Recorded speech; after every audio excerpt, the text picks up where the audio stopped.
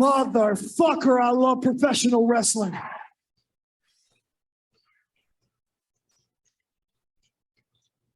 Ladies and gentlemen, boys and girls, we proudly present this podcast to you in all its glory.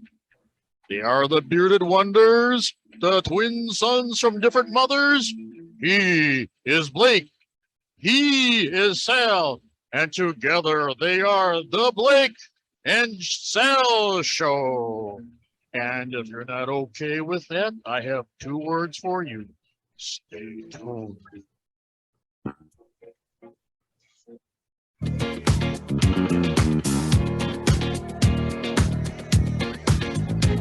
It's bad bitch o'clock, yeah, it's thick 30.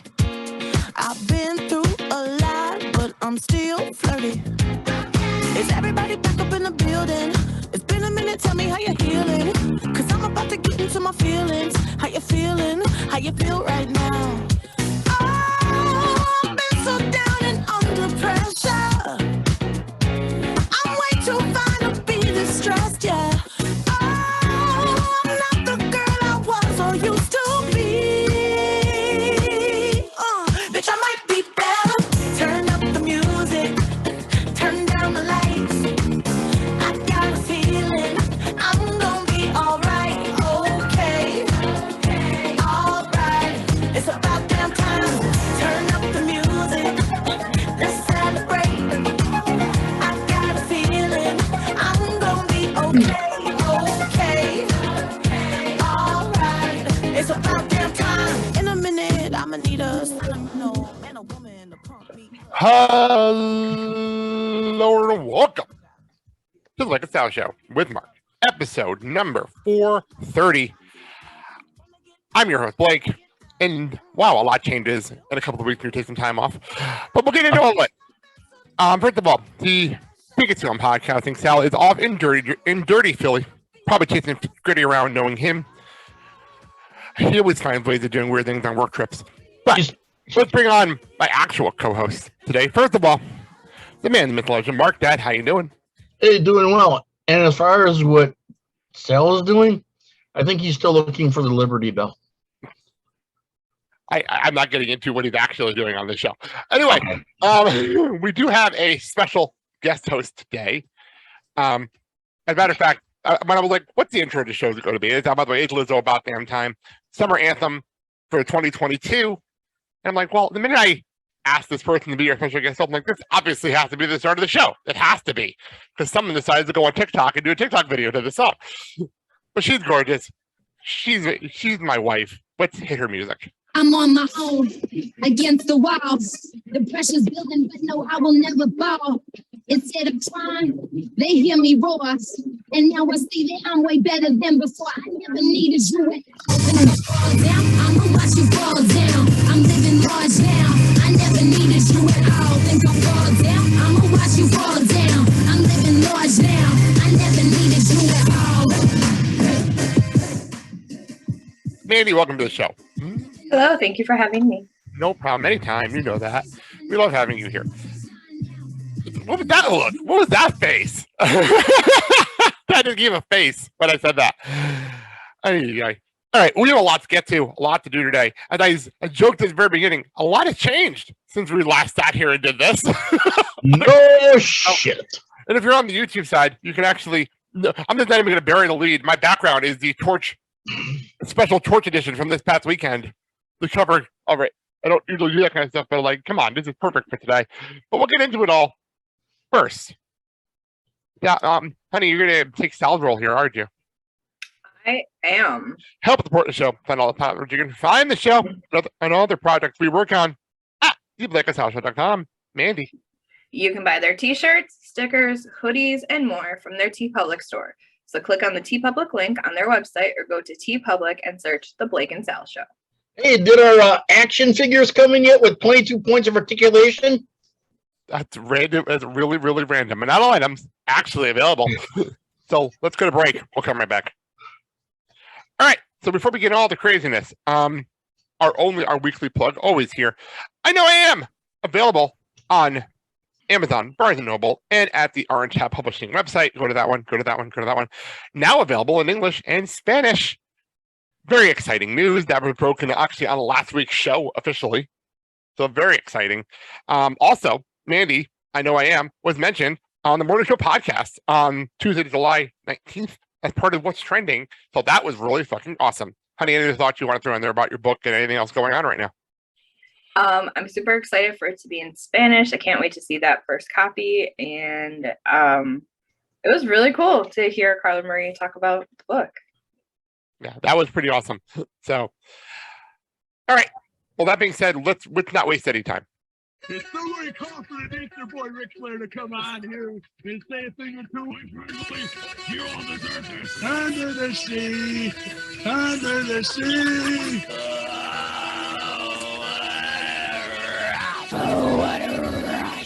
Oh, get like that. Don't worry, you could have seen the commando. And that's the bottom line. Because Stone Cold said so. Hakuna Matata. What a wonderful phrase. Stop. Listen. Because.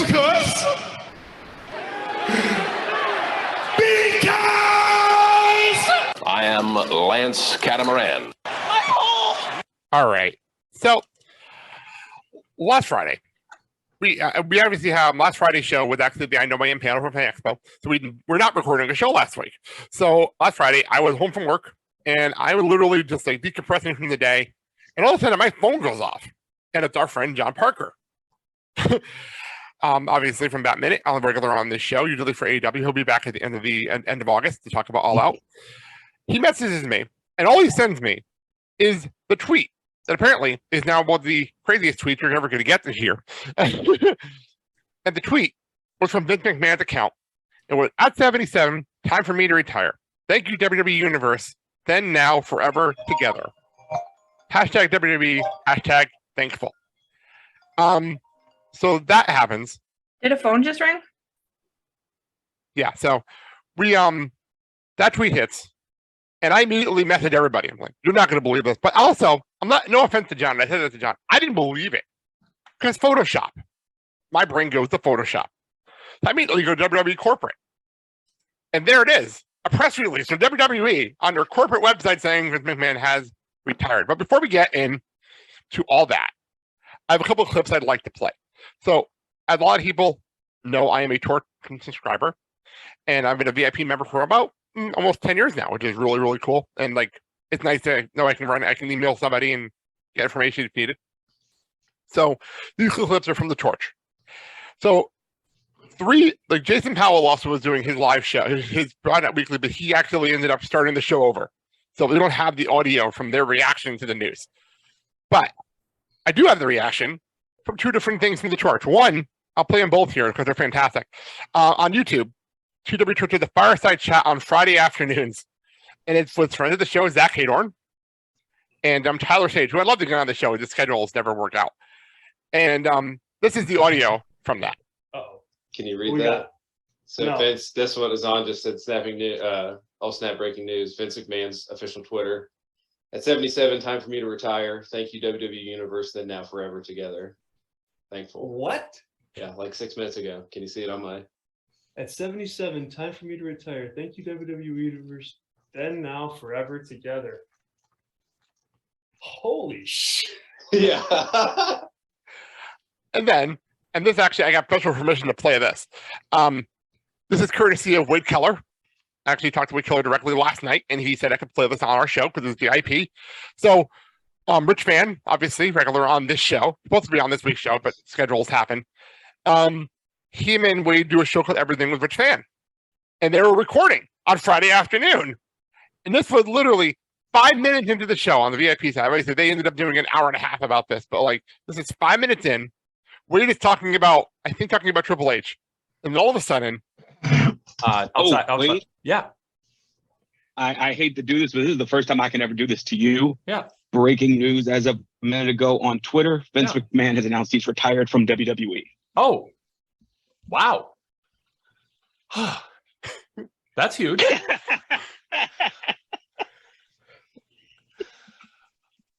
I know. If you want to take a second and restart us, or you want to just memorialize this as it is, because I've heard you and wow. and yeah. Oh, and yeah, and his position. Well, this is even. Yeah. So yeah, he at 77. Time for me to retire. Thank you, WWE Universe. Then, now, together, forever. Hashtag WWE. Hashtag thank you. Wow. Live on a podcast. Unbelievable. Hold it. You've got so many hats you gotta wear now. It's like, what is, I don't even know. Oh, man. All right. Well, I mean, I the completest that I am, I want to finish my thought on Triple H and Stephanie. And for almost any other news story, that would be called for, but people are just going to hit fast forward. This is amazing. So let's go around here. Honey, your thoughts when I messaged you about Vince?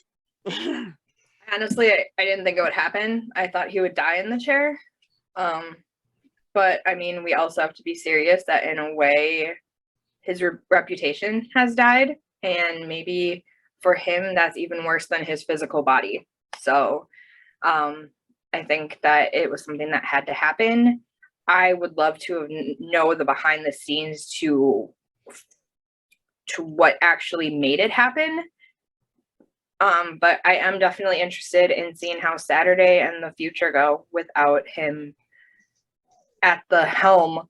But is there confirmation that he is officially gone? Yeah, Wade Keller made a bunch of calls, and this also came from Dave Meltzer, came from Jason Powell. No, I understand that. I know that he's retired, but are we sure he's not still lurking behind the scenes? He wasn't at Raw and at the Garden, and he's not at Raw at the Garden. That's a big deal. That's a big deal. I mean, are you talking about him phoning in things? I can see him trying to be a backseat driver. Okay. Well, at the end of the day, he is still the top shareholder, and he does have control if they want to sell. So that's a big deal.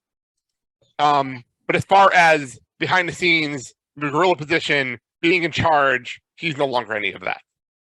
Which is amazing. Which is an amazing sentence to say. So I put this later in the run sheet, but I'll put it here anyway. So apparently, right after on Monday morning, the news came out that the SEC is dealing with this now, and in the SEC filing, it uncovered there was $14.6 million in unrecorded expenses from Vince McMahon related to the hush money, and it sounds like he paid out of pocket, but because it was a work-related thing, it had to be listed as expenses. Which might be the strangest part of the story for me. Part of this for me. That came out on Monday. So it's a big crazy story. John Laurinaitis officially is down with WWE as well because of all this. But the big news, as we joked about, ironically, right before we took our con break, we were talking about Stephanie McMahon being the interim chairwoman and interim CEO. So now Stephanie McMahon is now the chairwoman, co-CEO with Nick Khan. That morning on Friday, which again, I was at work, Manny texted me. He's like, "Did you hear about Triple H becoming the head of talent relations?" I'm like, "No, I did not hear about this information. That would have been our top story on a normal week. That would have been our top story." But then on Monday, it was announced that he's also now the head of creative, which is unreal sentence here. Because now, if people aren't paying attention, Triple H is now the creative lead in WWE, and Shawn Michaels is the creative lead in NXT. Who the hell saw that one coming a year ago? Who saw that one coming? Dad, your thoughts on these big moves? Well, we'll start with Vince retiring. Here's the thing with Vince. He's not a stupid person. So I'm sure he's been in contact with his legal team, and his legal team basically told him and advised him, this is what would be best for you and for the business is to retire, step away, because the longer you're in with the business, and since you have stocks that are open to the public and they can buy it, I am sure his legal team probably told them that the longer you're there with the company, you may see, sales of your stocks go down, and that's not good for your business that you've built since you've got it from your father. So if you want to keep it in the family, the best way to do that is to separate yourself from it. Also, I want to throw out there, number one, Monday, the stocks actually went up after the retirement news, which I thought was interesting. Because the NASDAQ and the Dow apparently were down, but WWE numbers went up. And that was intriguing to me. But the other thing, when it comes to Vince, I forgot what I was going to say. Honey, any thoughts? I thought. No, I honestly, I'm very surprised, and I'm also very interested in seeing what's to come and how exactly it goes. Now, because I just want to put it out there that for so long we've said that the issue with WWE has been that Vince has had control. So now that that is not an issue anymore, I will be interested to see if changes are made, when changes are made, and how they're made, because we've ripped that Band-Aid off. And so let's see if he really was the problem, or if there are other problems that we're not aware of. Well, what's your point? It's a very good point, actually. He was an easy scapegoat because he was old school. However, as we're like taking off these layers, we're noticing that there were more and more issues, and is getting rid of John Laurinaitis, is getting rid of Kevin Dunn. Like, I don't expect change to be overnight, and that's what I think a lot of people are expecting. I think they're expecting that Saturday is just going to change everything. And we have to remember that it didn't take like a short amount of time for things to get as bad as they have. And we can't expect for everything to change with the snap of a finger. I've had that conversation with Sal actually offline, because he's like, well, things haven't changed on Raw. I'm like, did you really expect them to? For the week of SummerSlam, they have shit they have to get done. Like, we have to finish this week of programming. We have to get to SummerSlam. I don't expect massive change, but I almost feel like Monday's Raw could be like the day after WrestleMania, where little things can change. Little things. We have some call-ups, get some returns. Like, you could do that and not make a massive splash, but in such a storyline-driven industry, you can't just change the trajectory overnight. I agree. 100%. Right. Because let's think of the last time something like that happened, and I would say that would be 2.0. It literally changed from one week to the next. And how many complaints were there? And I mean, people are still complaining. So obviously, it's like they can't win. They can't get it both ways. Like, people want the change, but when they're given change, it's not the change they wanted, so they're going to complain. Agreed. 100%. 100% agree with that. Here's the other thing. Before Vince stepped down or retired, I'm sure there was a family meeting about what's going to happen, not only with him, but with the company. And we all saw the success of NXT when you had Shawn Michaels and Triple H behind the scenes running it, and how successful it was. Then all of a sudden, Vince wants to get his stuff in, and okay, we're going to rebrand it and make it NXT 2.0. My thing is, if you've got a successful product and it's working, don't change it. And I think he was. Here's the problem with your argument. Okay, go ahead. Two things happened near the end of NXT Black and Gold. Number one, they lost the ratings battle to AEW. That's number one. Number two, the Vince McMahon, and this is fair. This is absolutely fair. But now things are going to change now because Vince McMahon is no longer in charge. But Vince's logic was, you have a bunch of people down here I can't use because it's not what I see. So they needed to change NXT to a developmental system to make him happy. Well, now he's no longer there. So maybe, I'm not saying they're going to change everything back. But I don't think they will. But I don't think NXT is as bad as everybody makes it sound. It really is not nearly as bad as everyone makes it sound.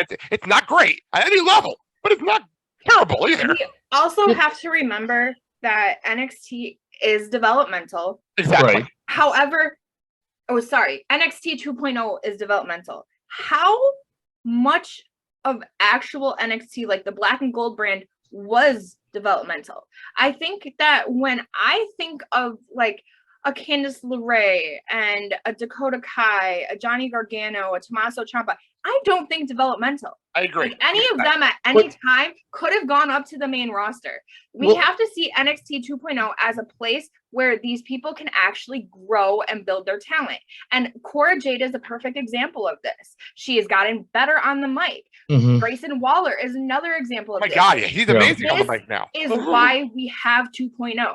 Otherwise, let's just yeah, I mean, it's a developmental show. It's always been a developmental show, and for so long Black and Gold was literally treated as that third brand. Right. It's fine, but if they want it to be a developmental, then you need to treat it like a 2.0 and build up these new talents. Well, the other thing that was happening in the background that even talent was saying is that coming from Vince, he was kind of jealous that NXT Black and Gold was becoming more popular and over than SmackDown at Raw at times. There were weeks where but again, that brings back to it lost its entire identity as being the developmental. When they were able to have NXT be part of Survivor Series, that was the epitome of you have three brands. Right.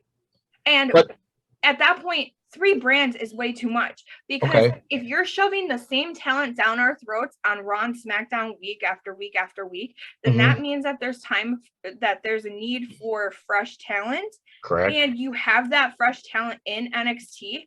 Any of those people that I just named, plus some, could have been huge stars had they been given the correct opportunities. Well, but none of them were, and even right now, they're almost kind of wasting Tommaso Ciampa. Okay. Let's go further back when it was Florida Championship Wrestling and it was developmental. And basically you saw stars like John Cena, Batista, Randy Orton, things like that. And he went up onto the main roster. But then all of a sudden, when things changed within management and the company, and all of a sudden now it came out NXT, yeah, it was still supposed to be developmental, but the stars got over with the fans and the big fan base they had, which they never had in Florida Championship Wrestling. I'll say 2 things to that point. Number 1, FTW, the class of 2002 that we've been highlighting this year, might be the best class WWE's ever had in developmental ever. It might be the best one. And Shelton Benjamin's not getting the love he deserves because he's also in his 20th anniversary. That 20-year class is one of the best classes. You can't compare to that class because that is the best of all time. But the other point I wanted to make, to Mandy's point, I'll plug one of our friends, Kelly and Tom. They have NXT 8 years back, and I listen to their podcast every Saturday. And they talk about the show 8 years ago. And what's interesting about that is that was developmental, but it also had indie stars. It had Sami Zayn, and it had stars like that. Kevin Owens is coming up soon, but you also had the ladies that are growing. You had the 4 horsewomen that were growing, like Alexa Bliss that debuted and things like that. You know what I mean? That's the thing is, then you had your Alexa Bliss, you had your 4 horsewomen, you had Kevin Owens, you had Sami Zayn. But were they in NXT for an extended period of time? No, they were moved up to the main roster when they were quote unquote ready. Exactly. NXT Black and Gold made the habit of holding these wrestlers, keeping them on NXT. It lost its vision as being developmental. So when they went right back on the track of being developmental, everybody was all up in arms because it wasn't the show that it was. No, it wasn't the show that it was because it went back to its roots in actually building stars up. Like, you first saw Cora Jade, nobody gave a damn about her. And now she is a star. That is the whole point of developmental. And she is preparing herself for the main roster. There should not be. For examples, Braun Breaker. Yes, that's another one. Breaker 6 months ago. Who cares? But here's the thing. There should not be long-term champions on NXT. There should not be.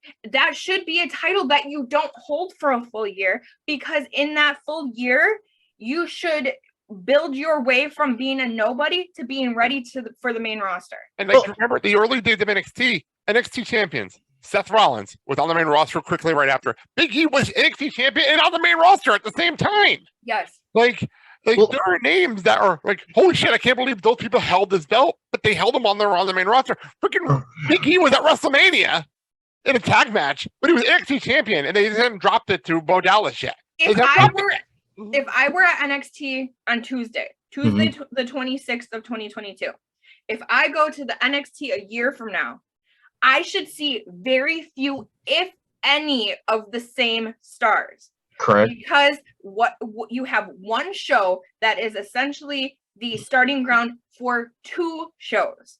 You're feeding half of these people to Raw, you're feeding half of them to SmackDown.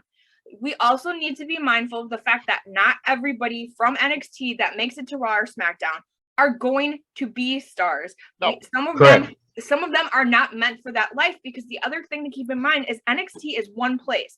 Or if they tour in the same area. The Coconut Loop. The Coconut Loop. Yes, the Coconut Loop. Some people are not made for the road.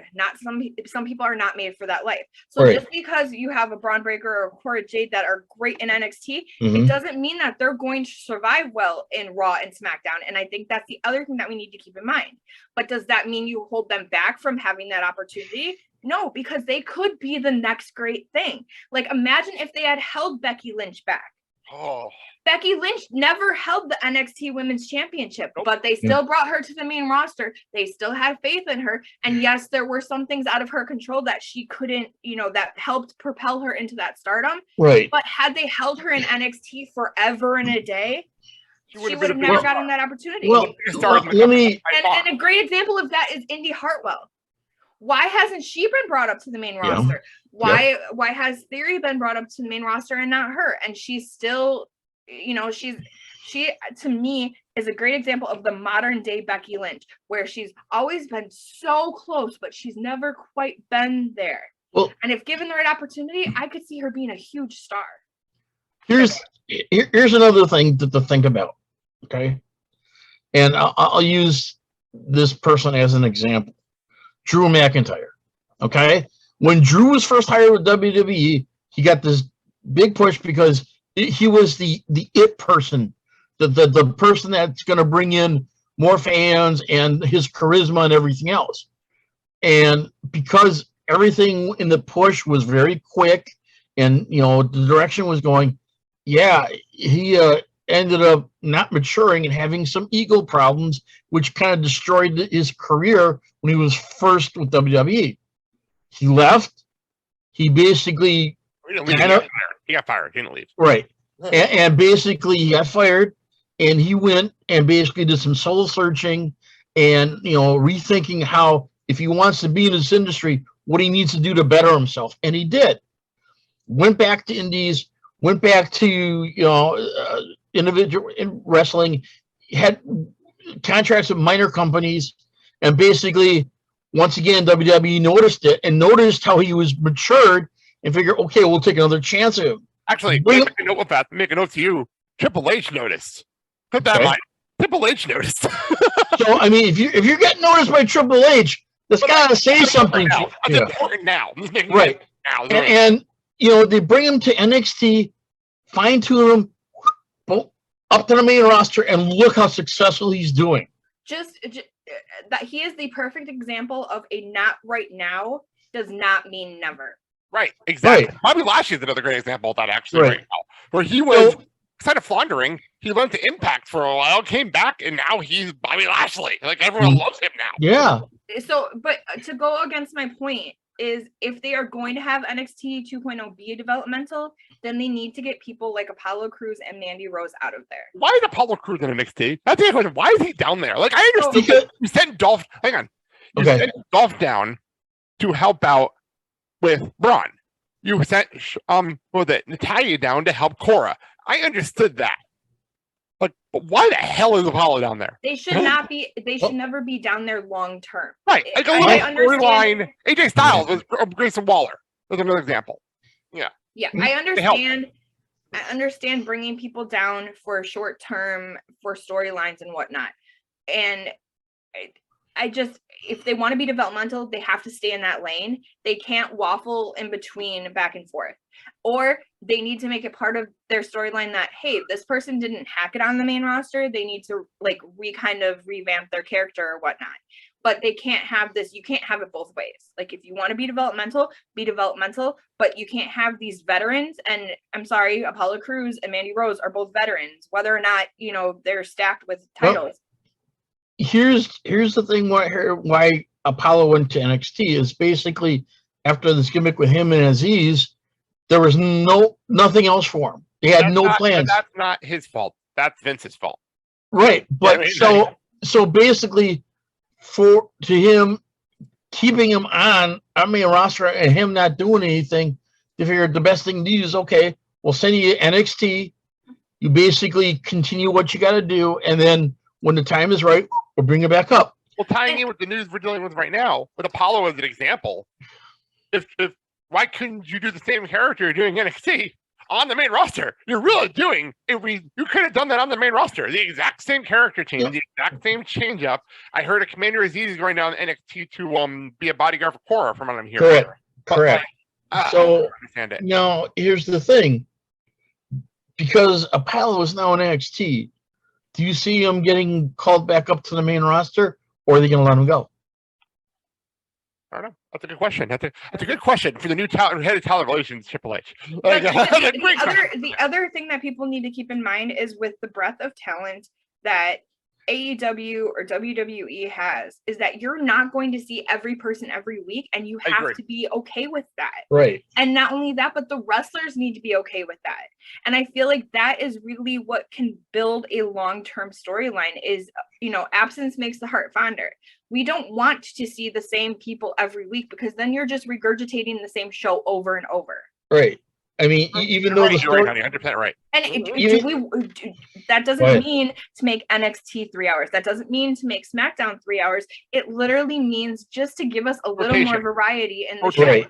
Yeah. I mean, Dynamite does that a lot. Right. Week especially, what were the biggest stars on Dynamite this week? Bryan Danielson and Moxley? Those are by far the biggest stars on this week's show. Like wrestling on this week's show. I think Tony Khan does a great job of splitting the talent between Dark Elevation and Rampage and Dynamite. We love that on our show. I mean, we got to enjoy the other thing is in a post-show match. They need to realize that like main event, it doesn't have to be a punishment. It's kind of become that show where like it's become a joke. You mean however, the Mustafa Ali show? Ali show? But, you know, I know we've said this in the past, but Dark has some great matches on it that we don't see, and it gives people a reason to tune in. They're not giving us a reason to tune in to main event, and that would be a great show to elevate storylines without being on TV. Also tell us where main event is. I don't even know where it is. And the thing that I think now that WWE has to really focus on, now that there's a changing of the guard, so to speak, is having consistent storylines that when you start something, finish it. Don't just kind of like put it in limbo and you have no idea what's going on. Well, I've heard the problem with that happened that Vince, because of his old age, was forgetting stuff. Like he'd forget that this happened on TV, or he forgot that he started this, or he forgot this, that, and the other thing. So, that's why on TV was so weird, because he forget shit, and then someone would correct them, and then he'd get mad at them. Sorry, but can we also be mindful of the fact that you don't have to wrap everything up in a neat bow within 2 weeks? Like you can let things lag on a little bit. Right. And I think that's what they're afraid of, is that people are going to, you know, lose, you know, they're not going to care as much.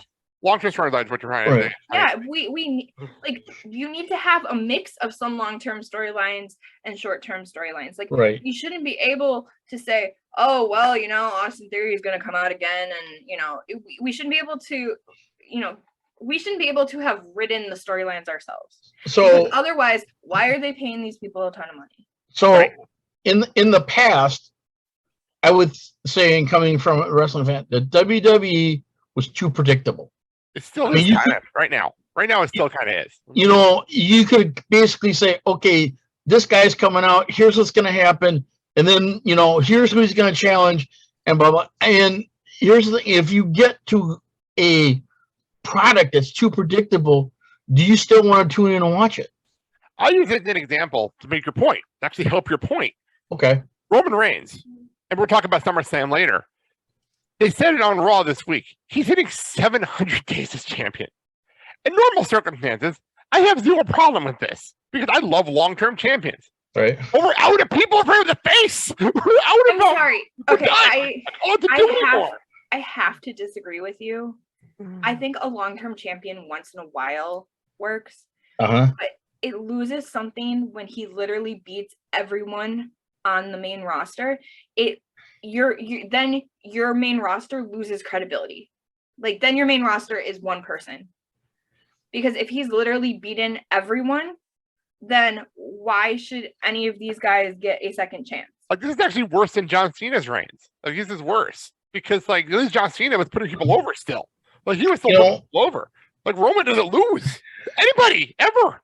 and the reason why things are happening the way they are is the storyline for the bloodline. People want to tune in and see what's going to happen to the bloodline. Now, here's the thing. And this Monday proved it to me. He doesn't have to have both belts. If he had one belt and his belt was 700 days, whatever, and he sold the WWE Championship on Raw, that'd be fine.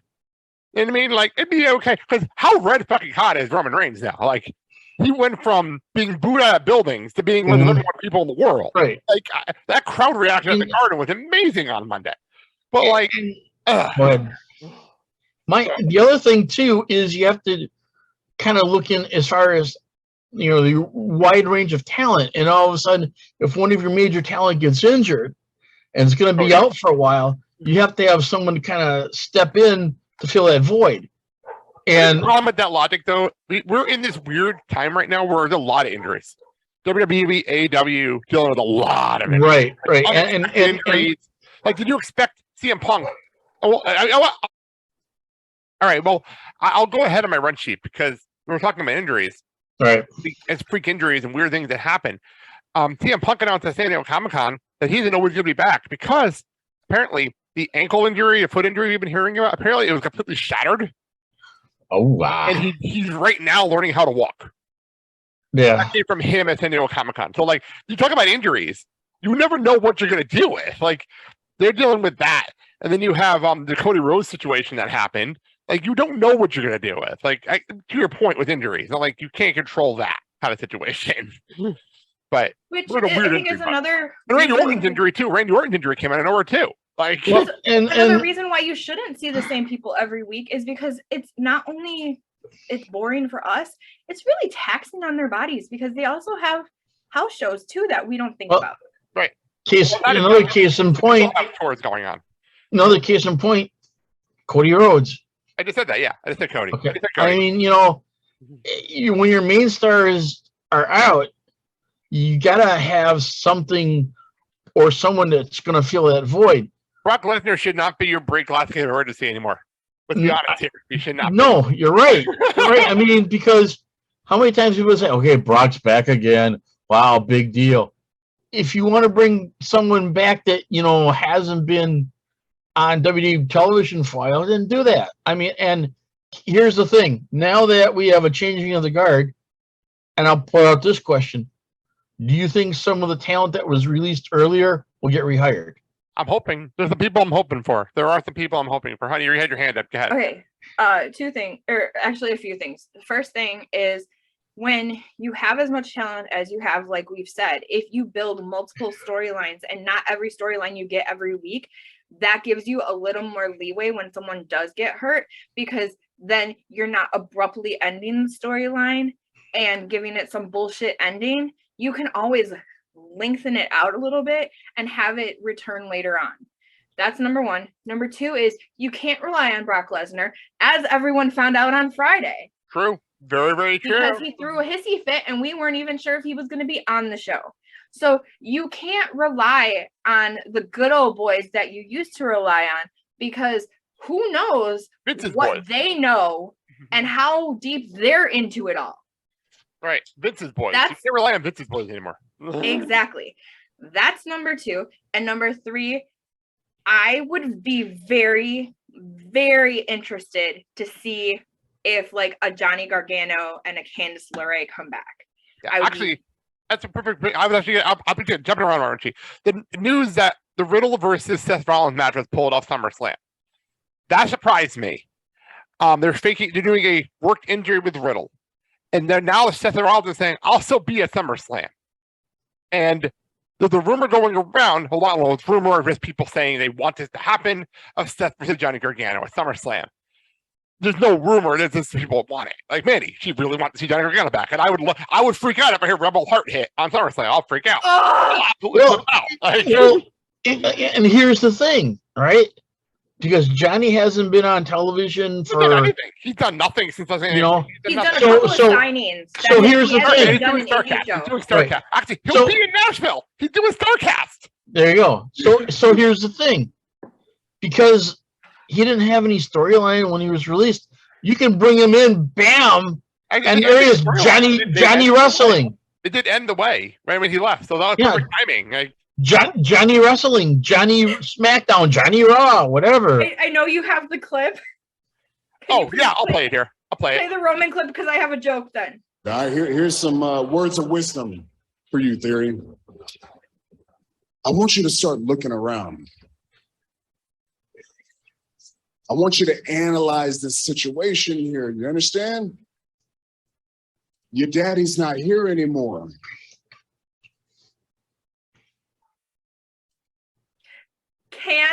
I'll pause it there. Good.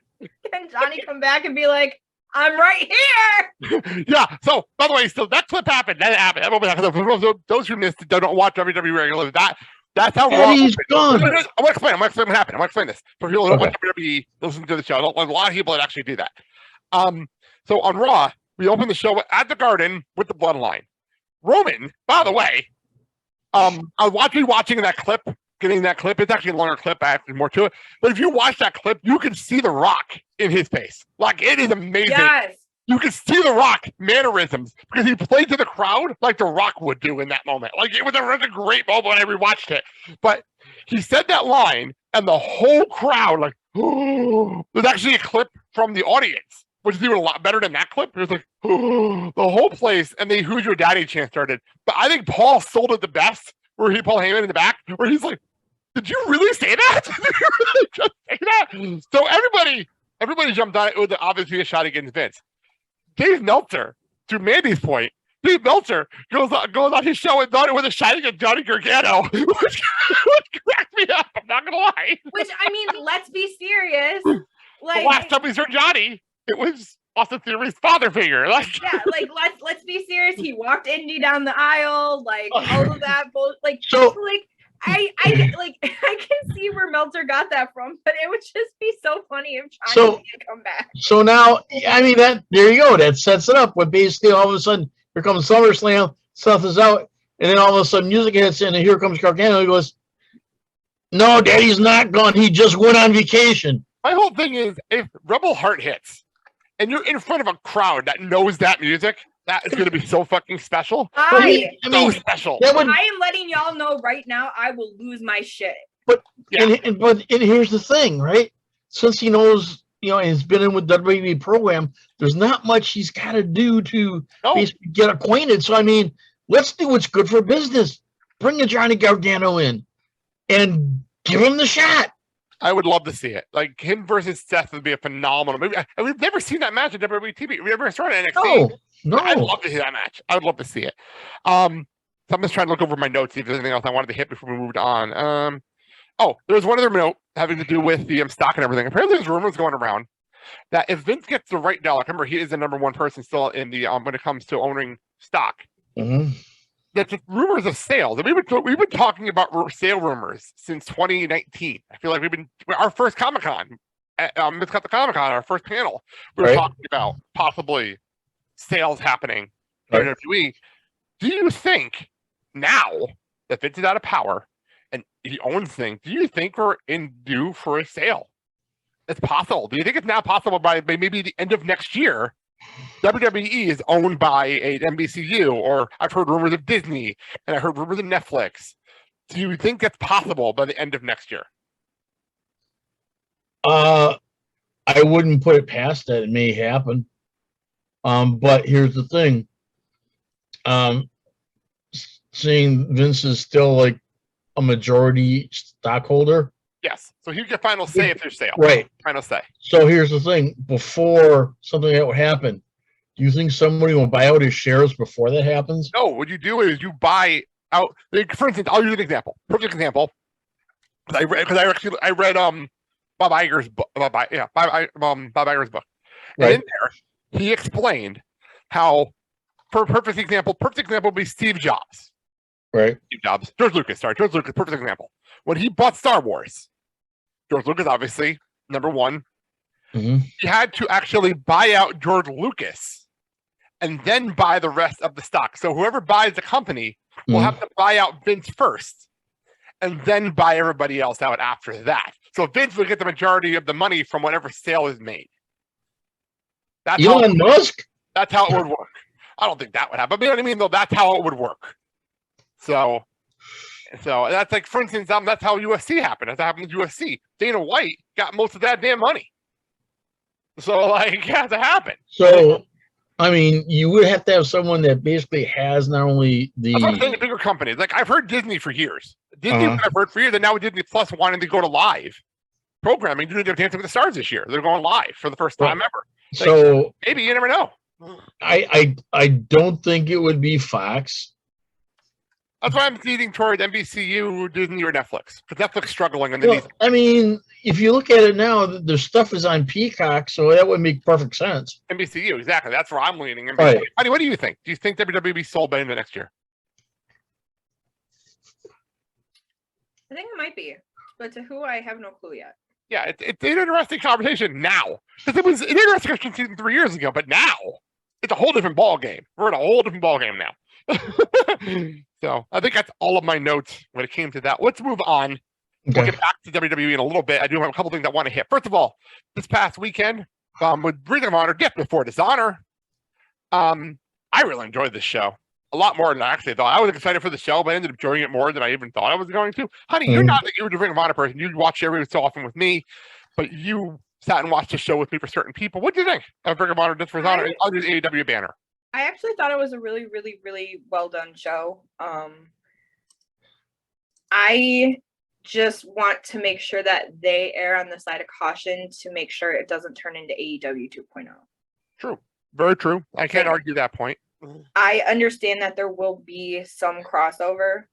It's natural when you have that many stars.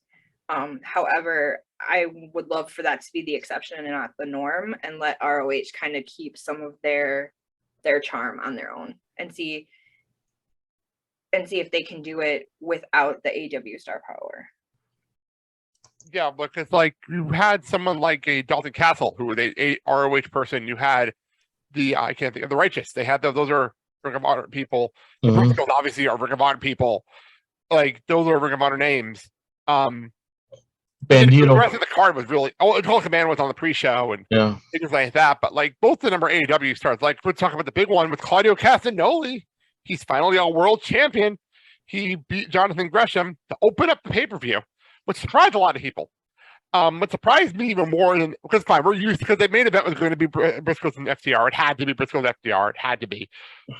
So you open up with the world title, which is not that big of a deal. My issue, and I said this to you when it was happening, was Jonathan Gresham not coming out in an Octopus Fest. And that threw me because that was and Sally even asked me what's so major about this. I'm like, I've been watching Gresham for years. Yeah. In various companies, in various indie companies, and he's always wearing that Octopus Pass. That was the first time in years I've ever seen him without it. So that threw me. I knew something was up. Something was really up.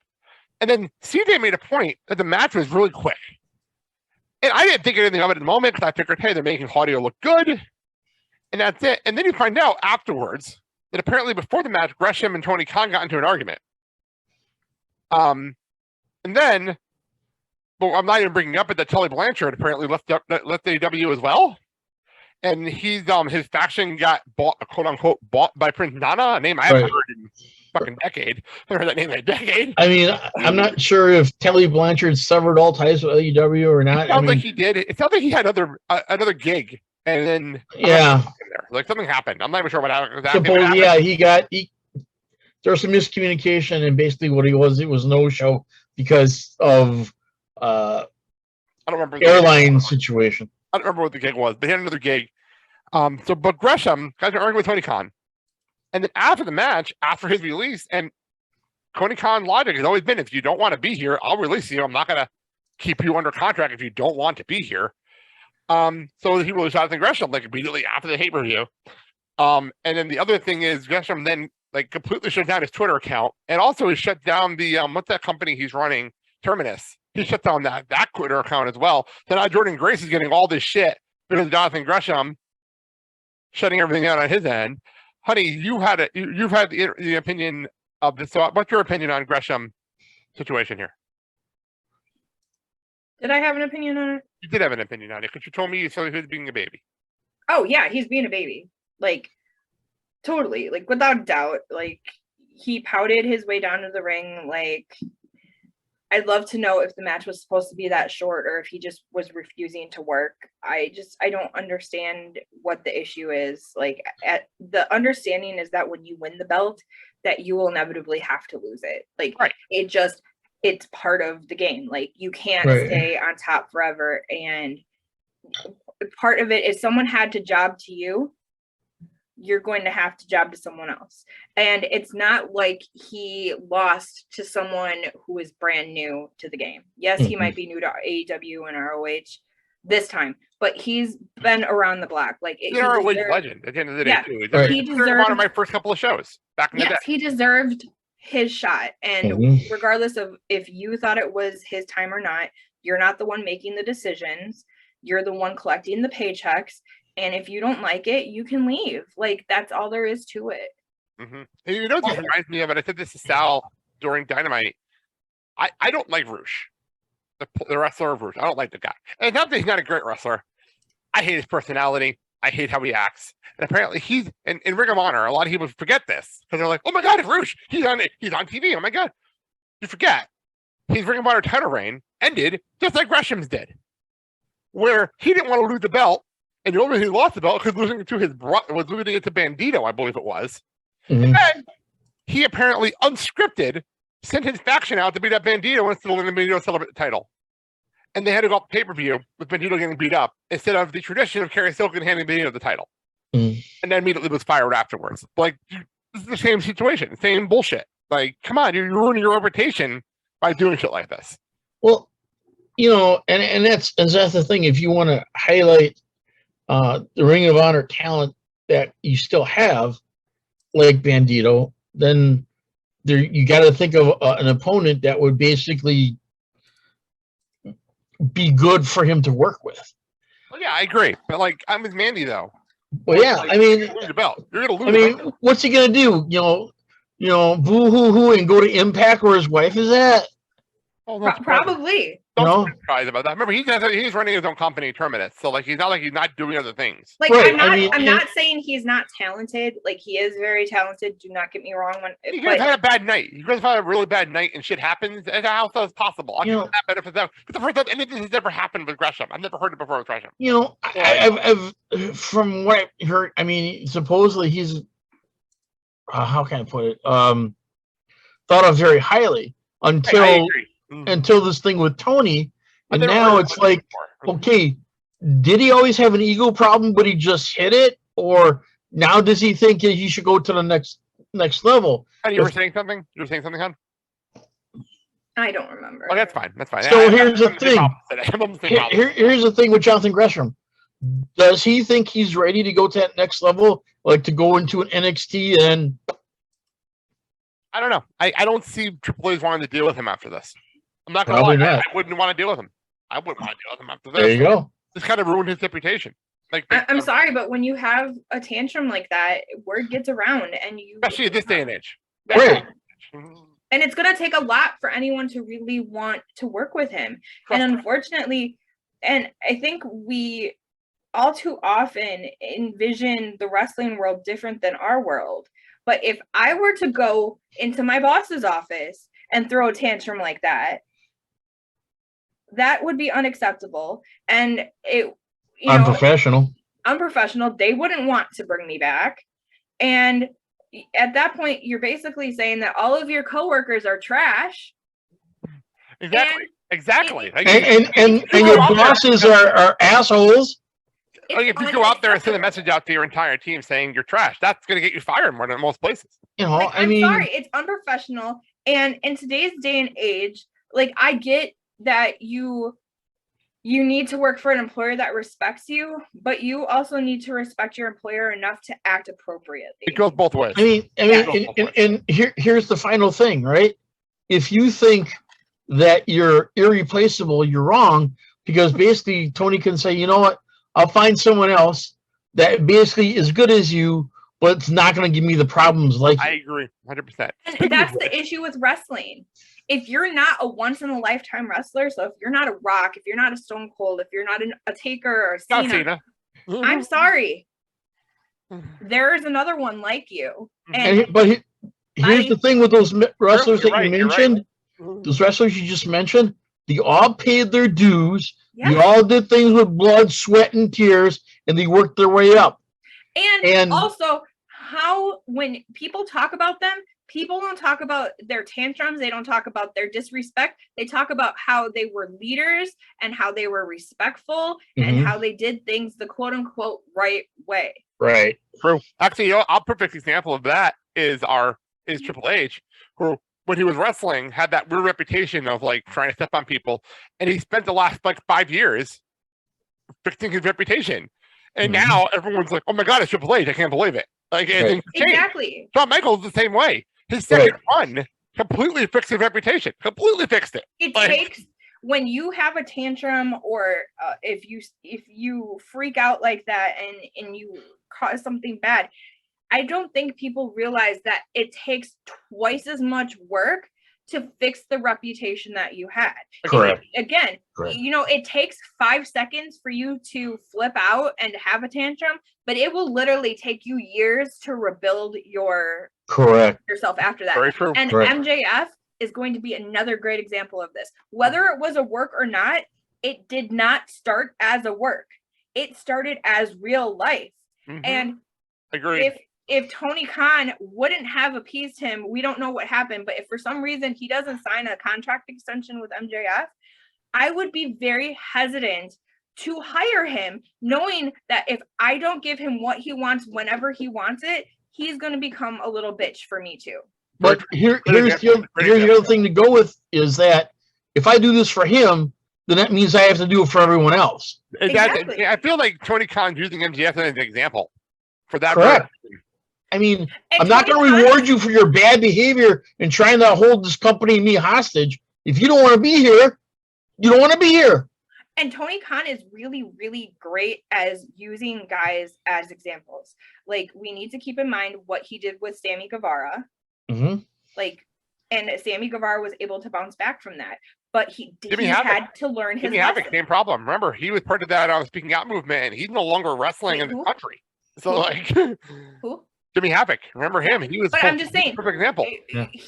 But Tony Khan is really good at not necessarily canceling guys, but making them work through their issues and learning from them. Sammy was a great example. When he made comments about Sasha, he was suspended without pay. His pay was donated, and he had to apologize, and he came back a different person.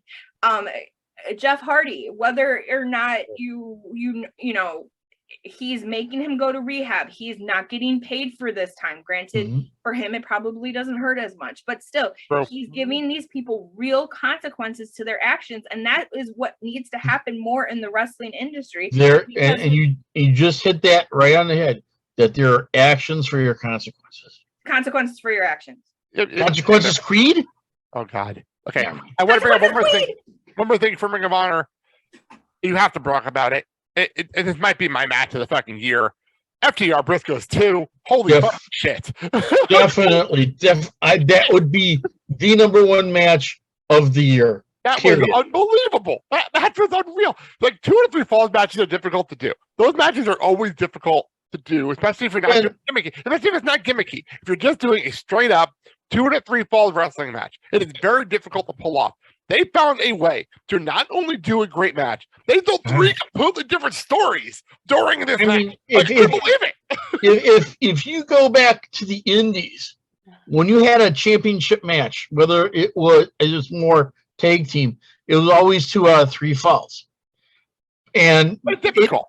That whole thing made the situation more believable. And the great part about that match was the crowd was so into every single moment of that.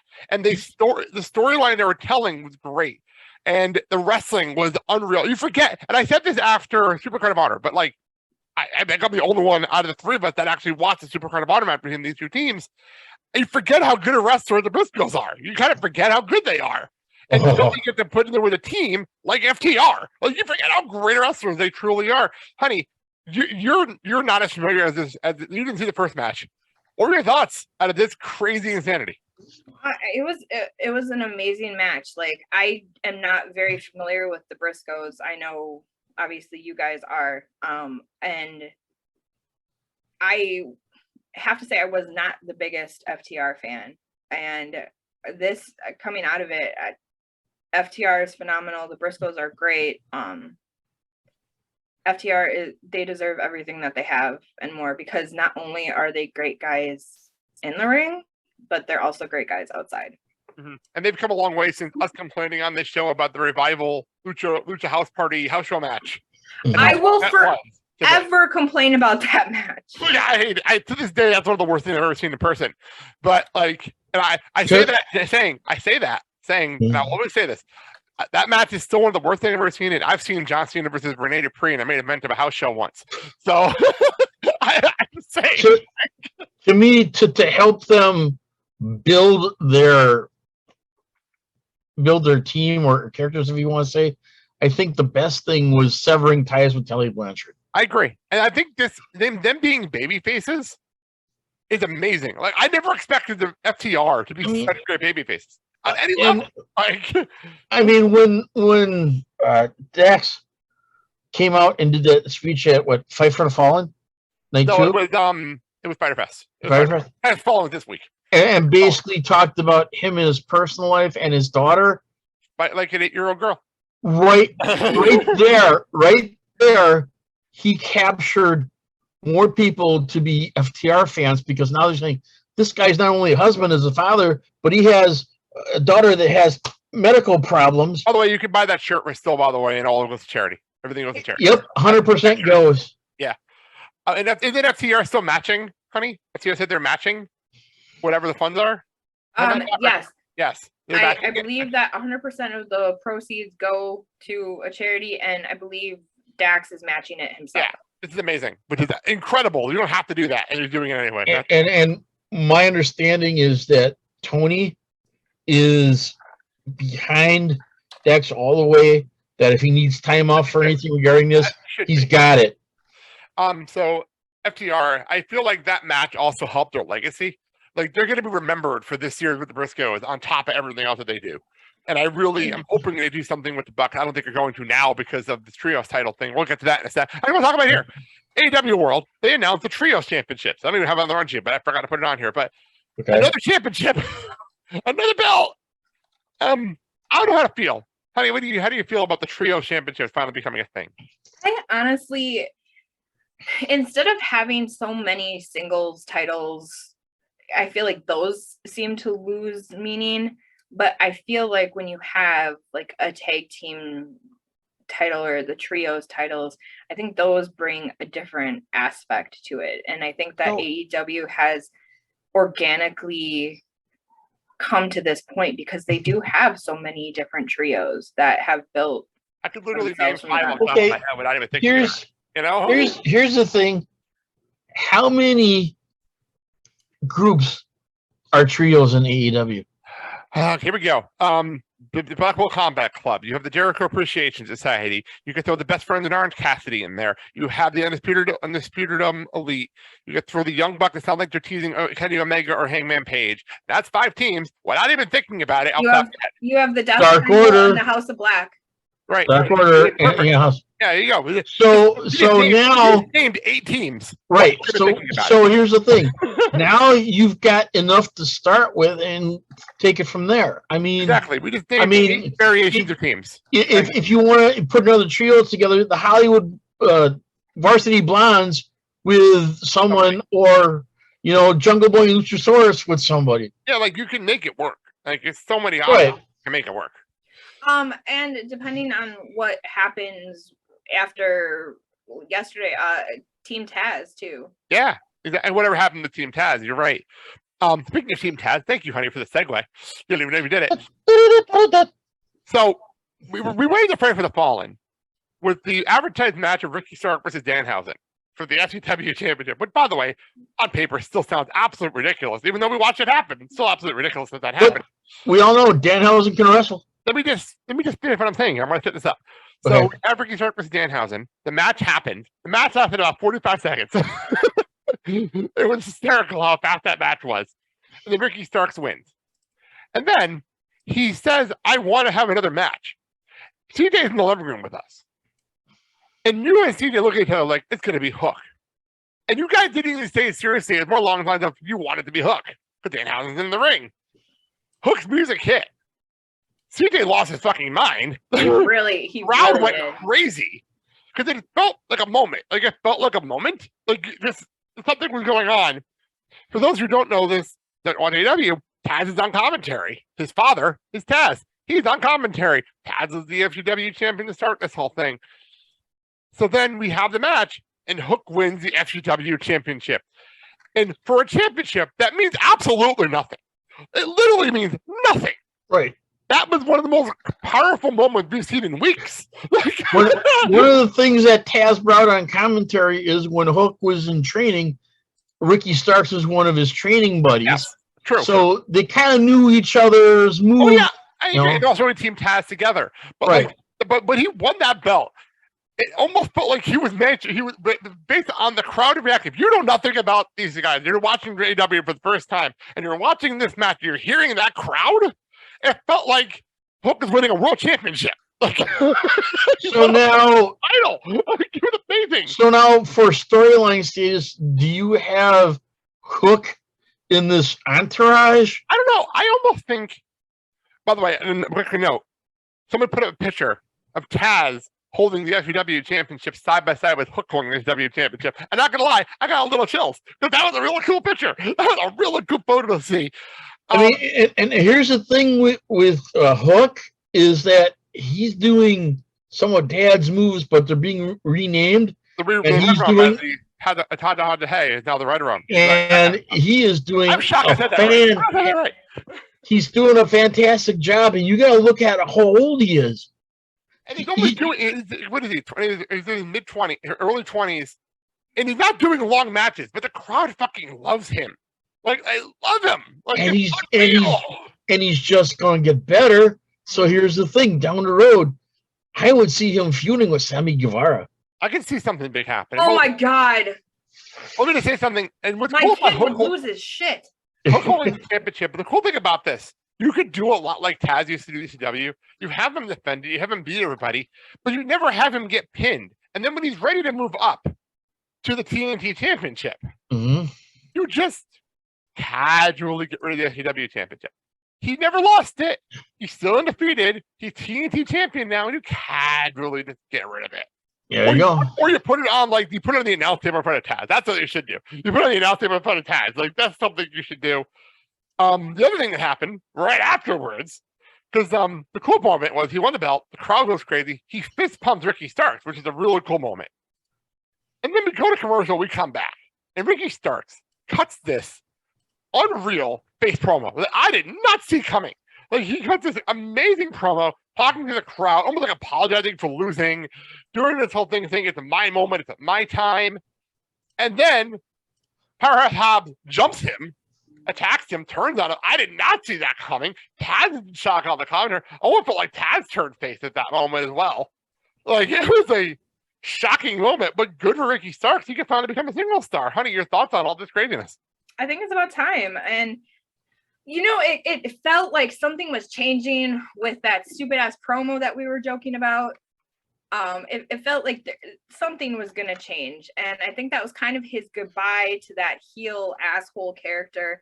And I think it's time to see something new in him. And I think he's definitely got it.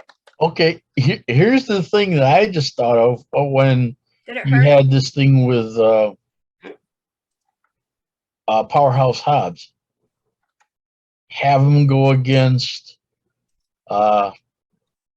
people like Nero or Luchasaurus, or better yet, how about the TNT Championship? I think right now Hobbs versus Stark is probably going to be an all out.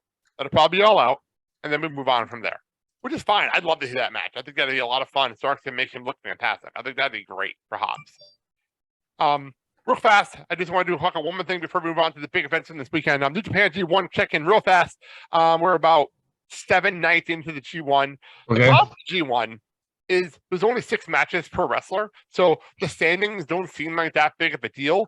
But when you only have 6 matches and you're 2-0 in your block, it then realizes, oh shit, that's actually a pretty big deal. Currently, the leaders of the block all 2-0. A block, obviously, Kazuchika Okada should be no surprise to anybody else. Even though the A block is the monster block, where it's like all the big guys, and Okada's still 2-0 in there. Right. The B block, Jay White, the IWGP champion, is 2-0. The C block, Zack Sabre Jr. and Hiroki Goto are currently tied at the top of the standings. And Will Ospreay, who's my winner for the G1, is currently at the top of the D block. My pick is Will Ospreay is going to win it all. We talked about that a couple weeks ago. Moving on to one last thing before we get to SummerSlam. Sunday night in Nashville, Tennessee, after StarCast, is Ric Flair's last match. Not just that, but it's an it paper. No, it's an it the pay-per-view. I'm not talking about the match itself. I'm talking about the pay-per-view is called Ric Flair's last match. That's the name of the pay-per-view on Fight right now. By the way, because I don't think a lot of people are actually buying this pay-per-view, yesterday, Fight TV made an announcement that for $100, you can buy this show, The Roast, and every single StarCast panel and the GCW show for $100. Everything for $100. That's it. That's like ridiculous amount of stuff for that price. Like that's cheaper than the first StarCast. Like that's insane. So I remember feeling a lot of people are actually buying the show. We're not buying the show. Like that was back and forth with it, but now I'm just like, I mean, I'm looking at the card here that. And the card is a freaking all-star card. This card is unreal. Like this. And here's the thing. I mean, it looks like they're taking wrestlers from like MLW and other company is represented on this show. Right. Including WWE. Everyone's represented. I mean, here's the thing. When was the last time you saw Davey Boy Smith Jr. in a good match? In a good match. Well, obviously you watch MLW, so you know the answer to that question. Not often. Right. So I mean, for him to be put on this card, this got to say something. I mean, because it's not exactly like he's in a great match. He's against Killer Cross, so it's not like he's in a great match at all. And then we got once again we got the Wolves teaming up. So I mean, the Wolves are the most machine guns is a great match, except they're old. Yes. They're old men, so I'm not really sure why we're doing this match. So I mean, let's see how the equivalent of Edge and Christian versus the Hardys now. Exactly what it would be. 100%. 100%. So I want to see who's going to do the high flying, the move that's basically going to like, you know, I just don't want to see anyone get hurt. I personally love the match. It's Ricky and Kerry Morton with Robert Gibson. Again, Brian Pillman Jr. and Brock Anderson with Art Anderson in their corner. That match is one of the dumbest things I've ever seen. That is a fucking bad match. We're talking second generation wrestlers with that. I really hope they have EMTs on standby because so much. Come on with that one. There's also the Rimarita. I can't even say that one, but whatever. It's Young Lions match. I'm interested in there. Do have Ray Phoenix versus Bandito versus Laredo Kid versus Torres, which that match is going to be hard to follow, let alone watch, because that's insane. I feel bad for any referee doing that match. I mean, I don't know who's going to do the commentary on it, but you know, you got to be on top of your game for that. And the other match, the other big one, it is the Briscoe versus the Von Erichs, which Von Erichs suck. They're terrible. They're an awful team.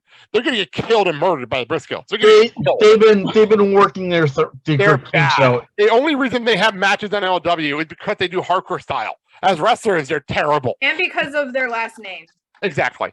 And then Josh Alexander versus Jason Fatu, which I'm not going to lie, that actually on paper sounds like a great match. And they do have women's representation. It is Deonna Purrazzo versus Jordan Grace versus Rachel Ellering. But I'm not going to lie, that's intriguing. But the main event match, and we never had a chance to talk about this because it was announced after we did our panels. It is Ric Flair and Andrade El Idolo versus Jay Lethal and Jeff Jarrett. That is the main event. This is Ric Flair's last match. What the fuck are we doing? Like, what is this? Okay, can I say something here? Go ahead. Okay, Ric Flair is wrestling with his son-in-law. Okay, new son-in-law. So That's my a thing if is, you know moment. Exactly. so my thing is, with the other team that they're wrestling, who knows how to operate AEDs in case Rick goes down? Well, I know Jay Lethal apparently has been training with Flair for this match, which is why Jay Lethal's in this match. Okay. Actually, is in this because he's been helping Ric Flair get himself trained for this. So that at least makes sense to me. How did Jeff Jarrett become like the big headliner on SummerSlam weekend? Like, how did this happen? Like, we'll talk about him when we get to SummerSlam as well. Like, He lives in Tennessee. That's why. Yay. I mean, here's the thing, right? On this match, by the way, did anyone see the alpha video they put out for this? Oh, on YouTube, it's one of the most awful things I've ever seen, where they have Jay Lethal confront Ric Flair in a parking lot because they're doing this Ric Flair documentary sitting up for the last match. Okay. And Jay Lethal confronts him and says, "How dare you not put me on the card for this show?" and then he attacks him. For some reason, Ric Flair starts bleeding. For no reason. He just starts bleeding. And while he's bleeding, he starts cutting a promo. While he's getting beat up by Jay Lethal, he starts cutting a promo. like, what are we doing? And then Jim Jarrett comes out and starts attacking him, and that's when Andrade comes out. It is one of the stupidest things I've ever seen. Like, and Flair will not stop talking. He's bleeding and cutting this ridiculous promo.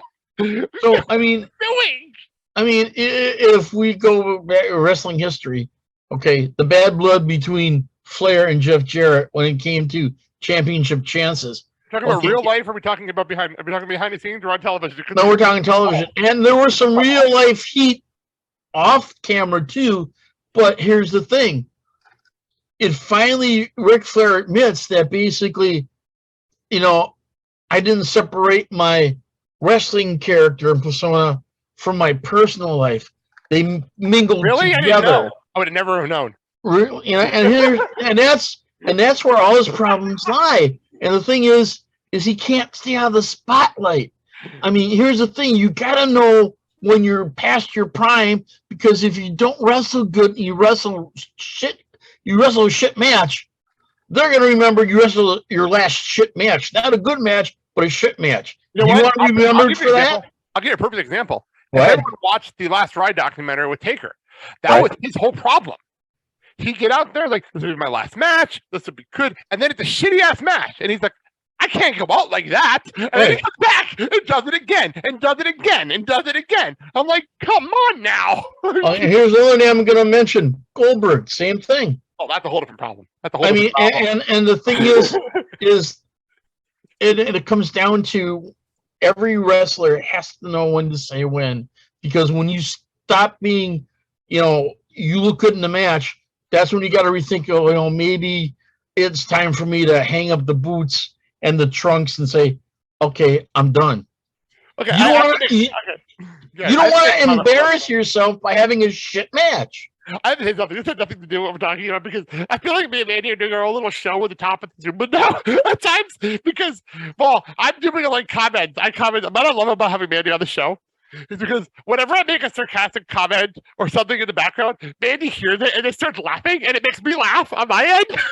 It happens every time he's on the show. So, like, it's only on YouTube. If you're watching on YouTube, you're seeing this. Mandy starts laughing every time I make a sarcastic comment, and then I'm trying not to laugh over here. It's actually really fun for me. I'm not gonna lie. It's fun. She's got that little mountain background there going for her. Is that my Pride Rock background for when I did All About the Mouse? Yeah, that is. I thought it was fitting with Vince retiring. It's like Pride Rock. I used that for All About the Mouse, but I did a show with them once. So is someone gonna come out and hold up something, or what? All right. So that being said, let's move on. Actually, honey, any thoughts on this last match situation? We're not buying the show now, but any thoughts on this weird show? I just want it to be over with. I'm sick of hearing about it. Fair enough. Like, we've talked about it, and even though it's only $35 for the show, it just doesn't seem worth it. It doesn't seem worth it. My whole thing is he going to be like a Terry Funk? Oh God, that's a good point. I mean, you. Here's the thing: you gotta basically put your health foremost and first before doing something like this. Oh, really? Correct. Real? Oh. Yeah. Why? Can you isolate that later? Why? I can do that. Why? Okay, every time you go to shove a cheesesteak down your gullet, I'm gonna have Blake play that for you. All right, on that note,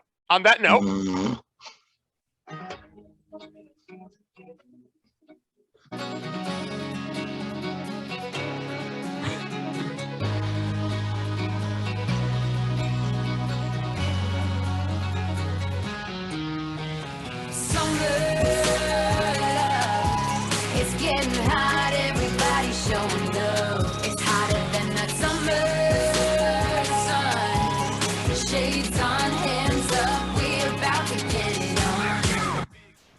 So the WWE SummerSlam theme this year, that was Def Rebel with Jelly Roll, Summer Nights. So I punched in SummerSlam on Spotify, and this song is available on WWE Spotify list. This song, they haven't put a song up for a pay-per-view since WrestleMania last year. Like, and by the way, that was Brock playing the banjo. If you want. Oh my god, that was so bad. If there's one thing, I hope Triple H does Pretty Spacks a little bit of rock music for some of these and for them in the pay-per-view. That'd be great. A little bit of not a lot, just a little bit. You don't have to go poppy level, but you can just bring us back some rock music. I'd be very happy. Somebody said that Triple H is gonna bring in Poppy as the GM. Oh God, no! Oh my god! All right. Okay. By the way, so apparently, it's in Nashville for this show, but it's gonna be outdoors. It just popped up on my phone, completely unrelated. Did not even know this now. Apparently, for the show on Saturday, it's going to be 80 degrees in the building for the show on Saturday night. Yes. It sounds beautiful. Yes. For the show. From a good friend that now lives in Tennessee, it has been hot and humid. Really? For this whole week. Isn't it cold everywhere in the country? and when you talk about 80s, that's like a cool down for them. Dad, 80s for us is a cool down right now. Like 70s is a cool down for us right now. Like I enjoy working in the morning because I don't deal with the humidity yet. Like I get up so early in the morning for work where I can have my window open when I'm driving because it's not humid yet. Like I'm literally feel the humidity hitting when I'm working in the morning some days. Yep. All right, let's talk about this show. Hey, Go honey, ahead. dare I say that the humidity is trash? There it is. Thank you. All right, let's talk about the show. SummerSlam. What the other thing about the show is I have no idea what's going to happen Saturday now. Like, there's rumors going around that Triple H is going to make some big thing and do something big on this show. And there's a lot you could do. There's a lot of like big surprises you can do. Some people you can bring back and things like that. But let's start from the bottom to the top here. We have the no DQ matchup just announced on Monday. It is the Mysterios taking on the Judgment Day. Finn Balor and Damian Priest is Rhea Ripley in their corner. To get into the match. Was that the only one that was like outside of maybe the speech that it felt weird to celebrate Rey Mysterio's 20th anniversary on Monday? I found it kind of weird for me because it's not like John Cena, who was in the company for pretty much all 20 years. Randy Orton never left. Ray left for a while and came back. So it's not like he was here for 20 straight years. Like, that was my issue with this whole thing. Like, we forget that he was in Lucha Underground for like a year and a half. And like, he was in All In. He was in the All In main event in 2018. Like, are we supposed to forget all that? That was what bothered me throughout this whole thing. No, I mean, you're right.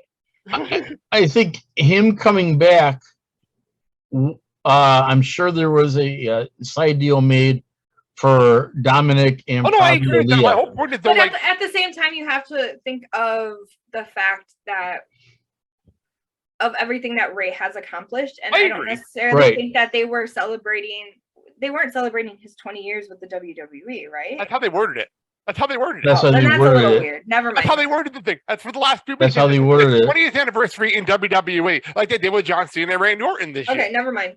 Yeah, that's what bothered me. That's what bothered me about it. Yeah. Like, you can do that with Cena and then do a 30, like almost a 15-minute video package of all the shit he did. Like, you can do that with Cena and no one's going to argue with you because it's John Cena. Same with Orton. You can do the same thing with Orton and no one's going to argue with you on it. It didn't feel right to me. But anyway, we have this match. Can I just make a note also from that little party in the back of random people that I had no clue they were? The moment of Rhea Ripley confronting Aaliyah made my fucking night, and Mandy lost it. And for those who don't know why and are lost or why this is such a funny moment, obviously on TV you had the Buddy Murphy Aaliyah storyline. In real world, Buddy Matthews and Rhea Ripley are dating. So that's what made that fun. Like for those who did not know. Called that before it happened. Yeah, you brought that up like almost a half hour before it happened. And it wasn't even like you were predicting it's the person you wanted to see. Like you really wanted to see Like it. the moment I saw Aaliyah, I was like, oh shit, Rhea's gonna get her. So anyway, here's the match. It is no DQ. Honey, what do you think? I think that the Judge Day is going to win because Dominic is going to turn on Ray, and yeah. Oh, interesting. I wasn't going that route, but I like that idea. And Sal will be happy because he's been asking for Dominic to turn for months now. There we go. Dad? I see the Judgment Day winning, but it's not Dominic that turns on Ray. It's Aaliyah. Nah, I don't see Aaliyah out there. I do. I think that was a one night and only thing for the 20th anniversary. I'm having the Mysterios win because they're going to tease Dominic turning, but then Edge is going to come out and help them. And then you can put the end to the Judgment Day storyline finally with Edge coming out. Okay. That's where I'm leaning toward. But I love the idea of Dominic turning out of nowhere. I like that idea though. But I'm leaning towards Edge returning and helping the Mysterios win and like beating his old faction. So and Edge and Ray have history, so it makes sense. All right, let's get to the celebrity matches. We have The Miz taking on Logan Paul. In what planet did Logan Paul think he's a babyface? Like, what parallel universe does he live in that he thinks that after all the scumbag things he's done in the real world, and the wrestling fans don't like celebrities that aren't Pat McAfee and Bad Bunny? On what planet do you think you're going to be a babyface in front of a WWE audience, especially at Madison Square Garden? But he's doing it. No, he's not. He's not doing it. You watch that crowd. The crowd was cheering for the Miz. Can I just interject for something? Go ahead. I'm reading it's not related, but it's hysterical. Okay. I'm reading an article from Wrestling Inc. right now, and it's an Eddie Kingston review. And all of the title said was Eddie Kingston reveals what he told Jesus before big AEW spot. And the quote is, Lord Jesus Christ, please let Sammy miss that table. I would love to see him hit the ground. I see that idea. Wow. I see that headline. That's hysterical. Anyway. Sorry, I just love Eddie Kingston. That's very funny. That's a great headline. So anyway, Logan Paul. I just think people would like to see Logan Paul kick Miz's ass. No, I don't think so. That's the problem. That's what Logan Paul thinks. But the crowd did you hear the crowd on Monday? They were kind of split. No, they weren't. Yeah. They were asking. Miz hit the Soul Country finale after Ciampa attacked Logan Paul, and the crowd started chanting one more time. So based on what is going on, I would guess we see an appearance from Mr. Ciampa on this match. Yeah, Logan Paul's going to win this match. Unfortunately, do we see someone coming to help Mr. Paul? Honey, what was your theory on Monday? I actually like your theory, and I'm going to go with it. Do you remember what you said on Monday? No.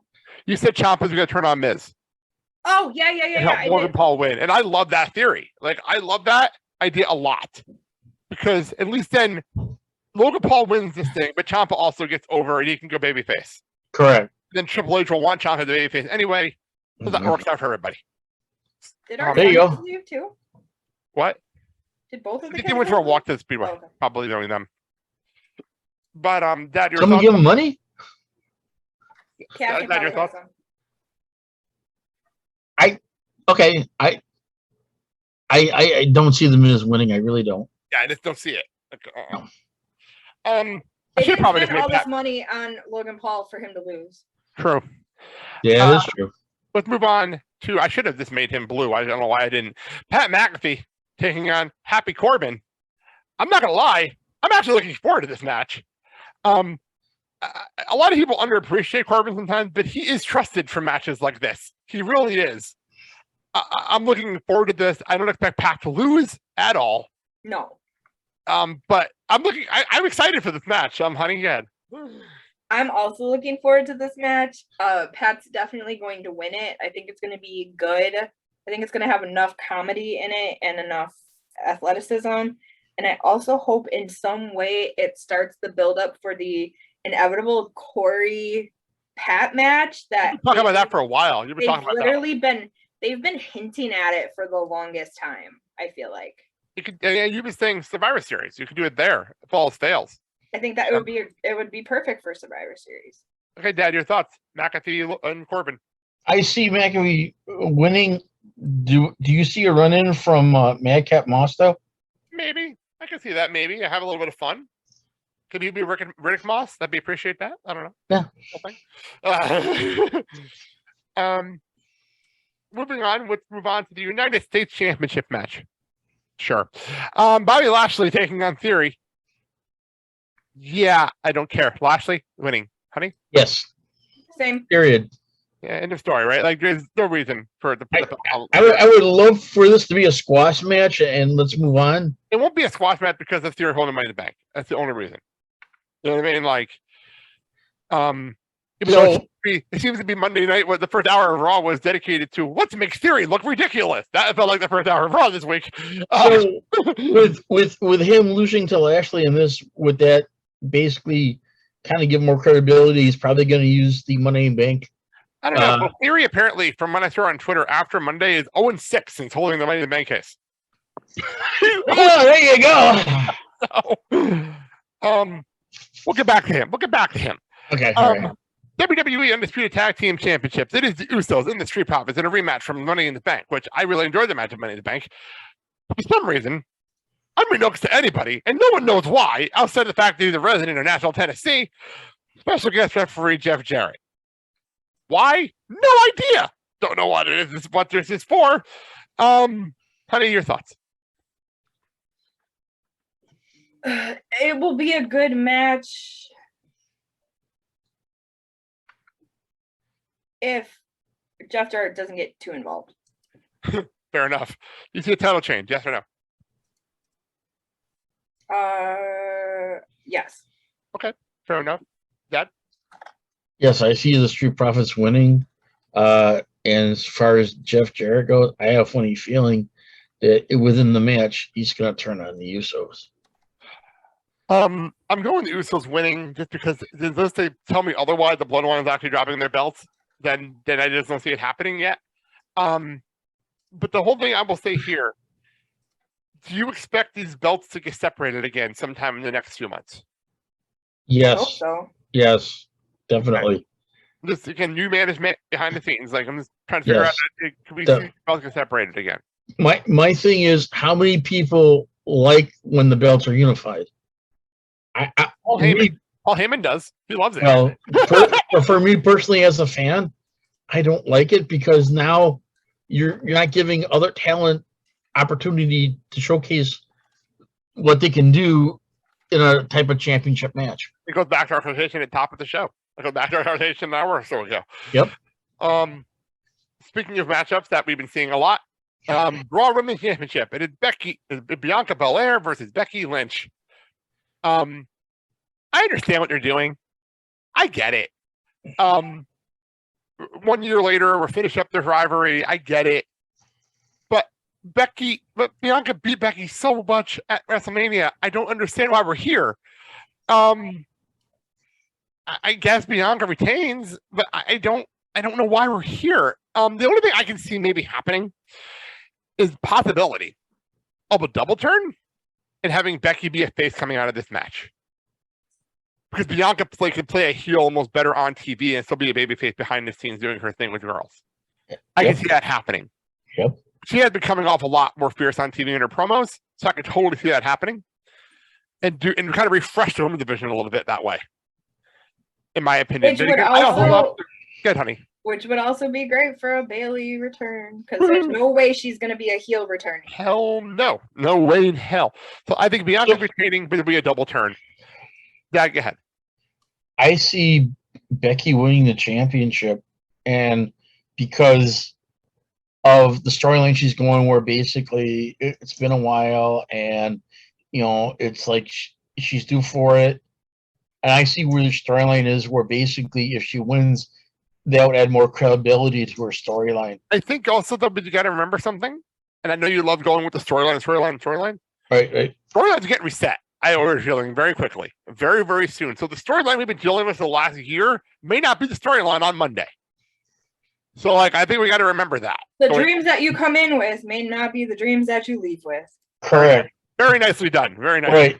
I mean, we have no idea what the new management has and will or will not do. Exactly. So I just want to throw that out there. I know you always love saying what's the storyline, but the storyline may not be a thing by Monday. Honey, what's your official pick here? My official pick is Bianca. I like what you're saying. But either way, I do predict that Bailey is coming back. Please. If please, not please, Saturday, please. definitely Monday. Monday. Yes. Please. I've said it 1,000 times. I miss Bailey. SmackDown Women's. Wait, you miss her? I didn't know that. Yeah, well, okay, I'll say it every single time. And he comes back on Monday next week on the show. I'm going to be able to share on this show. So I'll throw that out there right now. SmackDown Women's Championship. Not gonna lie, this is I can't believe I'm actually saying this sentence. It is Liv Morgan defending against Ronda Rousey. I still cannot believe I'm saying this. We talked about this a couple weeks ago. Liv Morgan's still champion. It's weird to me. It's so weird to me. I don't know what to do here. Honey, what do you think? I think it would be an absolute waste of everything if they don't keep the belt on Liv. Like, obviously, I'm not one for long title reigns, but you also got to give her some time. So, plus, again, we need to revitalize these divisions, and putting the belt on Ronda isn't it. I'd like somebody throw out a theory. Like, I can't say this theory, but you know what I mean? Throw out a theory that Liv retains, and then you just have Liv move on to something else. And then you just have Charlotte come out and deal with Ronda non-title. And then you can have Charlotte involved with Ronda, let them do their thing without a championship on the line. They have Liv go off and do her thing.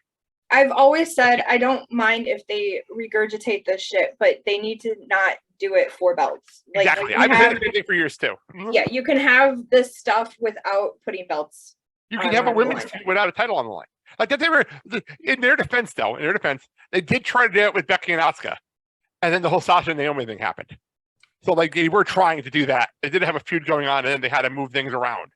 So they were trying. So, yeah. But you can do it more often. I like that theory a lot. Yeah. So I see Liv retaining, but for the love of God, please do not unify the women's title. No. I don't think they'll do that. I honestly don't think they'll do that. All right. Speaking of unifying, main event. We started the Undisputed Championship started at WrestleMania between these two men, and now here we are at SummerSlam again. And this is one of those situations we talked about at the top of the show where they break glass case emergency because this main event was supposed to be Roman Reigns versus Randy Orton. That did not happen. I thought we were going to get Roman Reigns versus Riddle, and that did not happen. And then Cody was supposed to also be around here, and he's hurt. So instead, break glass case emergency, we have a last man standing match for the WWE Undisputed Universal Championship. I hate saying that whole title. It is Roman Reigns taking on Brock Lesnar, and they're headlining this as the last time ever. I've heard that before. Then again, I was also told Rock Cena was supposed to be first time and one time only. So that also is a lie. So allegedly, last time ever, last man standing. There is no way in hell taking this belt off Roman Reigns at $6.99. There's no way in hell. There's no chance of that happening the day before 700. Honey, your thoughts? I agree. They're not taking it off of him, but I will be interested to find out who the person is that will get it. Dad, your thoughts on this match, and then I have one more question. I have two questions regarding this match. One, do we know if Brock is going to be there for sure? Yes, he'll be there. He's in Nashville already, as I've heard. I've actually seen pictures of him in Nashville. And the second question is, because we know that Brock likes to go in and out from the company. That's what she said. They do. Yeah, I would like him to win the championship and shut down the bloodline. Wait, time. Okay. I'm not letting you do with this one. Okay, we bring this up all the time. Pre-bloodline and everything we've gone on with Roman Reigns. This man picked Roman in every single solitary match for 3 straight years. We're now at the going into a 700-day title reign. And almost every single solitary show, except for Cesaro, you've picked against Roman Reigns. I don't understand why at this point. To me, personally, and I'm not speaking for anyone else, just me. I want to see the Bloodlight gimmick again. I really do. I think. I agree with that, but I just don't see it happening here. I don't see it happening here. My thing is why not here? Because why? Why to Brock? Why to Brock? Why waste this title reign? Well, okay, I mean, let's think of potential candidates besides. Okay, that goes back to our point at the top of the show. Right. So I mean, the thing is, okay, Cody is probably in the wings. Hopefully, it's not going to be too much. Not to the Rumble too earliest. So the rumor. I'd rather them have Seth Rollins beat Roman than have Brock beat Roman. Well, I mean, here's the thing. There's been talk about Rock versus Roman. You don't have to have the belt for that. So, but I mean, wouldn't you want to have a championship for this to see Rock come away with the belts? It's much more unpredictable if there isn't a belt involved. John Cena versus The Rock, the first time worked because there was no title on the line. You did not know what was going to happen. Okay. Second time they did Rock Cena, it was predictable because they knew they were going to keep the belt on The Rock. To Mandy's point, the perfect example is Cena Rock 1, where you went into that match and no one knew what was going to happen. Nobody did. So that made it more fun. Right. So my thing is you have Brock win, and all of a sudden when he wins, the title has become ununified. That doesn't make sense, though. That's what I mean. That doesn't make any sense. Like, how do you say presto changeo when it happens? Like, that doesn't make sense. There you go. Okay, let's throw out the elephant in the room theory. Does he cash in? Does he have a failed cash in? Like, what do you do with this? I think he has a failed cash in. Okay. I just don't know what you do with this. Like, or do you have a situation where he goes to cash in and like Dolph Ziggler interferes and I think then actually cash in? Theory cashes in and he wins because then he would say, I'm the youngest WWE undisputed champion. So in the last 5 minutes, he's had Brock Lesnar in theory win the WWE Universal Championship. So he's going to win it from Brock.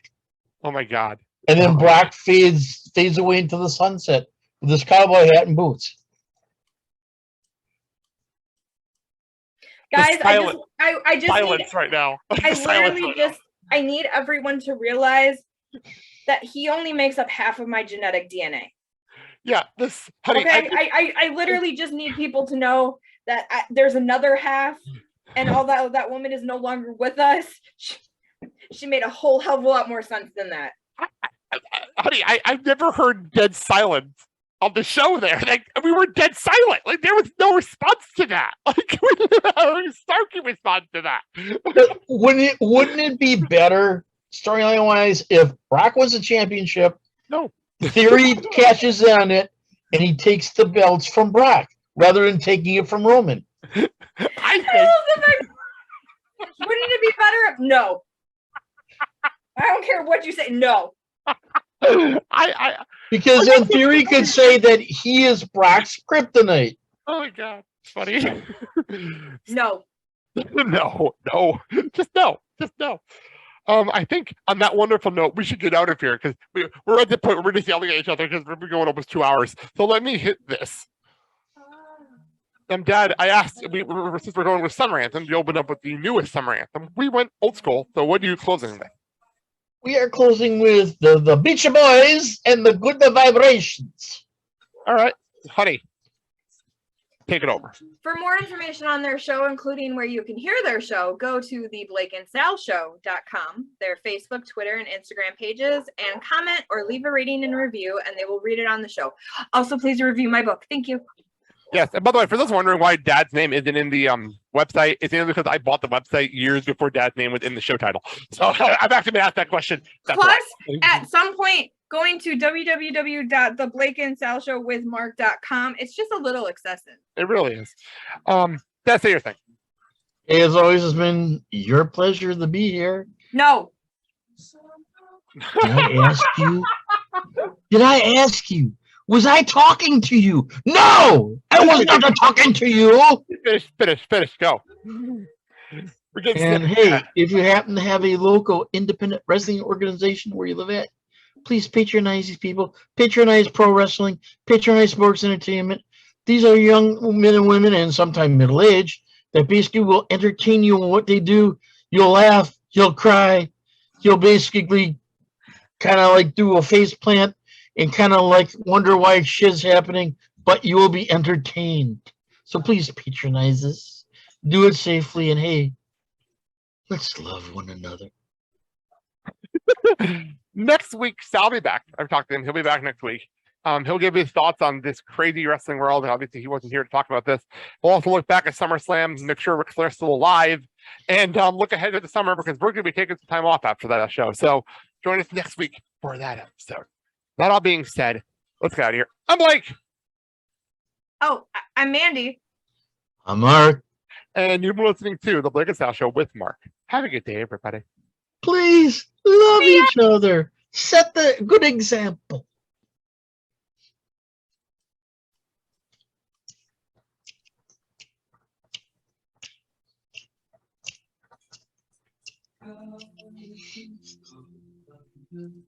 Vibrations are happening with her. Gotta keep those up. Vibrations are happening with her. Gotta keep those up.